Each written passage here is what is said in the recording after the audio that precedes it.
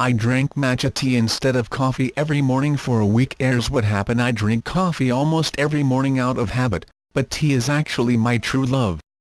I have an entire desk drawer dedicated to my tea stash at work, an overflowing tea cupboard at home, an impressive collection of tea balls in a variety of whimsical shapes, and let's not even talk about how many mugs I own.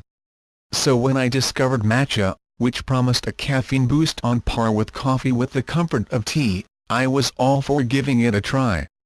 Matcha is a powder tea made from ground tea leaves, and, caffeine aside, it also boasts an impressive resume of healing properties, guaranteeing a healthy start to my day. Slash your cholesterol, burn stubborn belly fat, solve your insomnia, and more eternally. It Rodale's eat for extraordinary health and healing. Because you're drinking the full tea leaf, you're getting the maximum nutritional value of green tea, says Carrie Glassman, dietitian and founder of nutritionslife.com and the Nutrition School.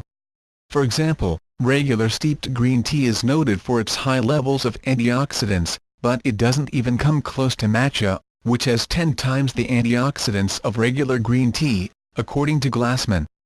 You can also get your green tea antioxidants with matcha ice cream. Antioxidants are important because they can delay cell damage and help to prevent disease. Matcha is especially high in catechins, a type of powerful antioxidants, and these have been shown to protect against cancer and other chronic diseases, says Annie B.K., R.D., lead nutritionist at the Kripalu Center. She adds that some recent studies have even shown that matcha's superior catechin count can lower cholesterol and may even help in weight management. Clearly, matcha is powerful stuff. I got my hands on some organic matcha powder from the Republic of Tea, and unplugged my coffee pot for 7 days.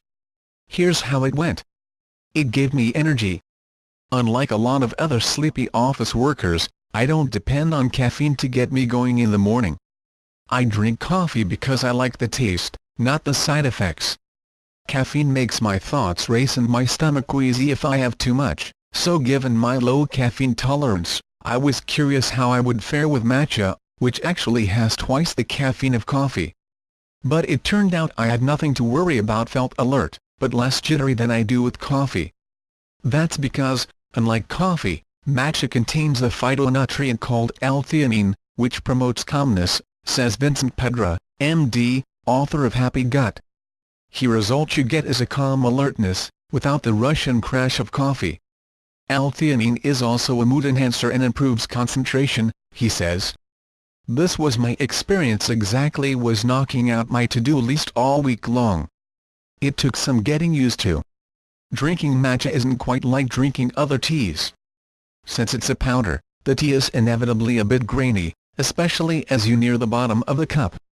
I always wound up pouring the last inch down the drain because I couldn't stomach the texture. Matcha also doesn't look like tea. It's opaque and the color of a green smoothie, which takes some getting used to, as far as aesthetics go. The taste is pretty much like regular green tea, though, only a bit stronger and a little more bitter. I made tea time me time. 2 days into my experiment, a co-worker told me that in Japan, where her father is from, drinking matcha is a daily ritual. Traditionally, matcha is whisked for several minutes with a small bamboo whisk until it gets frothy and then enjoyed slowly and mindfully. It also must be said that whisking eliminates much of matcha's graininess, which is definitely my least favorite thing about powdered tea. His slow, ritualized process is one of the other benefits of matcha, Pedra confirmed. Tea induces relaxation and feelings of mental wellness that are so important to help balance the fast pace of our modern lives. You should also try these 9 soothing teas to calm your nerves. So I was kind of missing the point by drinking my matcha from a thermos while driving to work. The next day I vowed to do better and slowed the process down. I tried beating my matcha with my regular metal kitchen whisk and then a fork, but I didn't achieve the frothiness I was hoping for. Still, it was nice to take the time to linger over my tea at breakfast, instead of racing out the door with the tumbler in hand. I added a new tea to my rotation. Though I won't be drinking matcha every single day from now on, I'm glad to have it in my collection. It gives me a controlled energy boost when I need it, and I'm sold on its potential long-term health benefits, even though there's no way for me to measure the effects of antioxidants on my body during a week-long, very unscientific experiment. But most of all, I love the way matcha smells, lightly sweet and grassy, a scent that reminds me that a good cup of tea is always worth lingering over.